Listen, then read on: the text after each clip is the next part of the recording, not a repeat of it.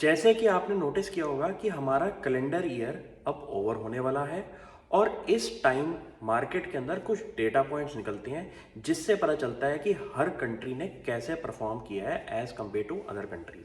अब ये वीडियो को ध्यान से सुनिएगा, आपको मज़ा आ जाएगा कि इस साल हमारी डोमेस्टिक फंड मैनेजर्स ने इंडिया के अंदर $30 बिलियन से ज़्यादा की इन्वेस्टमेंट्स करी हैं और उनके कंपटीशन में जो रहते हैं हमारे फॉरेन इन्वेस्टर्स, उन्होंने अराउंड 18 बिलियन से ऊपर की सेलिंग करी है।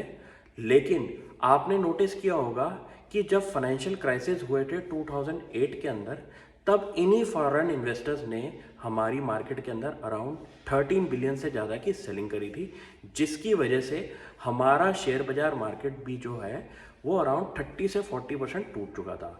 लेकिन इस साल 2022 के अंदर इतनी सेलिंग करने के बाद भी हमारी जो स्टॉक इंडाइसेस हैं वो हमारे ऑल टाइम हाई पे है और उसका स्ट्रेट बेनिफिट जो है हमारा टू टाइप्स ऑफ इन्वेस्टर्स को मिला है।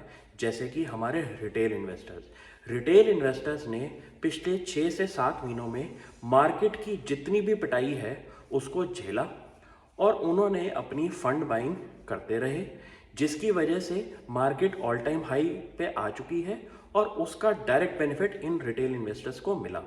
सेकंड पार्टिसिपेंट है हमारे डोमेस्टिक फंड मैनेजर्स। उन्होंने इस साल अराउंड $30 बिलियन से ज़्यादा की इन्वेस्टमेंट्स करी हैं इंडियन स्टॉक मार्केट के अंदर। और जितनी भी आप इन्वेस्टमेंट्स आप देखेंगे कि इंडिया के जितने भी रिसेंटली लिस्टेड आईपीओस थे उनकी मार्केट ने काफ़ी ज़्यादा पिटाई करी। लेकिन आपने नोटिस ये किया होगा कि न्यूज़ सिर्फ ये आई थी कि इस इन्वेस्टर ने 1000 करोड़ की सेलिंग करी है, इस इन्वेस्टर ने अपनी स्टेक निकाली है आईपीओ में।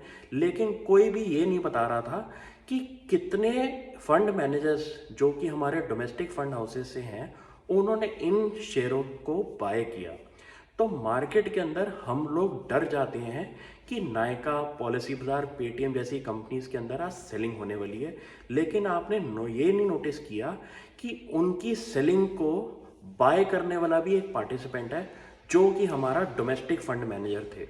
उन्होंने पूरे नवंबर के अंदर जितनी भी कंपनीज थी उनके प्राइस टूटे और उन्होंने फटाक अपने फंड बाइंग करके उन शेयर को बचाया। ये तो नोटिस किया होगा कि शेयर टूटे थे, लेकिन अच्छे प्राइस पे कोई भी फंड मैनेजर अपना स्टॉक जो है वो छोड़ता नहीं है। तो सब फंड मैनेजर्स ने दबा के हमारी बाइंग करी रिसेंटली लिस्टेड आईपीओस के अंदर। और आपने नोटिस किया होगा कि जितनी भी मीडिया के अंदर रिपोर्ट्स आती हैं उनको लोग ऊपर से पढ़ते हैं, लेकिन अगर स्टडी आप ढंग से करें कि कोई भी कंपनी के अंदर अगर उसका पुराना इन्वेस्टर निकल रहा है, प्रॉफिट निकाल के निकल रहा है, तो उसके अंदर एक नया इन्वेस्टर की भी एंट्री हो रही है। और वो इन्वेस्टर्स हमारे डोमेस्टिक फंड मैनेजर्स थे जिन्होंने जितनी भी लिस्टेड कंपनीज थी हमारी आईपीओ जिनके आए थे उनके अंदर अपनी शेयर होल्डिंग इंक्रीज करी है। जो कि ये एक शॉर्ट टर्म के लिए नहीं करते, क्योंकि इनको लगता है कि इस इंडस्ट्री को जो भी टेक्नोलॉजी ओरिएंटेड कंपनीज हैं उनको पढ़ने के लिए आपको एक स्टोरी पे काम करना पड़ेगा कि इंडिया का जो टेक्नोलॉजी लैंडस्केप है, जैसे कि हमारी पेटीएम जैसी कंपनी, जैसे कि हमारा नायका जैसी कंपनीज, इनको समझने के लिए आपको एक डिफरेंट सेट ऑफ नंबर्स पे खेलना पड़ेगा जो कि इंडिया की ग्रोथ स्टोरी में आएगा। तो उन्होंने जैसे ही ये कंपनीज की शेयर प्राइस अच्छे लेवल पे आए उनको बाय किया। तो ये तो ही हमारी इंडियन स्टॉक मार्केट की ग्रोथ स्टोरी के बारे में। और जितने भी हमारे बाहर के भी फंड मैनेजर्स हैं उनका ये मानना है, जैसे कि मॉर्गन स्टैनले का, कि इंडिया की स्ट्रक्चरल बूम जो है वो 2023 में भी कायम रहेगी और भर के इसके अंदर इन्वेस्टमेंट्स होंगी फॉरेन इन्वेस्टर्स की भी। रीज़न बीइंग चाइना का इस टाइम पॉलिटिकल सिनेरियो जो है वो गड़बड़ा रहा है और उनके पॉलिटिकल सिनेरियो के अंदर अगर इंस्टेबिलिटी होएगी तो कोई भी बाहर का इन्वेस्टर चाइना जैसी मार्केट में फर्दर इन्वेस्टमेंट्स नहीं करेगा। और ऐसा भी हो सकता है कि वो एग्जिस्टिंग इन्वेस्टमेंट्स को कोई और ज्योग्राफी में मूव करें। तो जितने भी फंड मैनेजर्स हैं उनका ये मानना है कि इंडिया के अंदर बहुत ज़्यादा पैसा आ सकता है, क्योंकि कुछ पैसा अगर चाइना से मूव होके कोई और एशियन इकोनॉमी में जाएगा तो सबसे वन टारगेट पे हमारी कंट्री जो आ रही है वो है इंडिया। तो ये एक पॉजिटिव न्यूज़ है हमारी इंडियन इकोनॉमी के लिए। अब हम बात करते हैं ग्लोबल इकोनॉमी के बारे में कि आपने एक इंडेक्स होता है MSCI इंडेक्स, जो कि डिफरेंट डिफरेंट जोग्राफीज़ को ट्रैक करता है। उसकी रिटर्न्स की हम बात करते हैं कि MSCI इंडेक्स की इंडिया की रिटर्न जो है, जो उनका इंडिया ओरिएंटेड फंड है, उसके अंदर अराउंड 6.6% की रिटर्न बनी है। और जो उनका एशिया ओरिएंटेड फंड है उसके अंदर उनकी -20% की रिटर्न बनी है। और अगर आप हमारी US मार्केट की बात करें तो वो भी एक 15-16% की नेगेटिव रिटर्न उन्होंने बनाई है।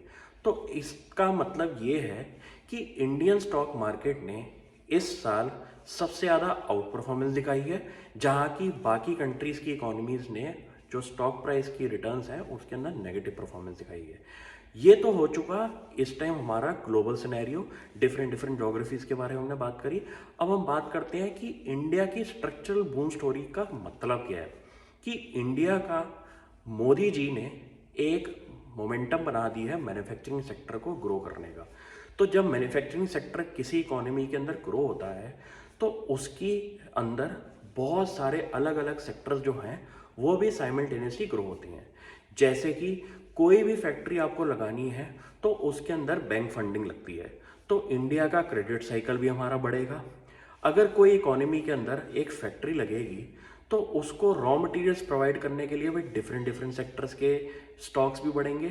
तो आपको ये पता चल जाएगा कि जिस रीजन में वो फैक्ट्री लगेगी वहाँ पे आपको एम्प्लॉयमेंट जनरेशन की भी पॉसिबिलिटीज बहुत ज़्यादा बढ़ेंगी।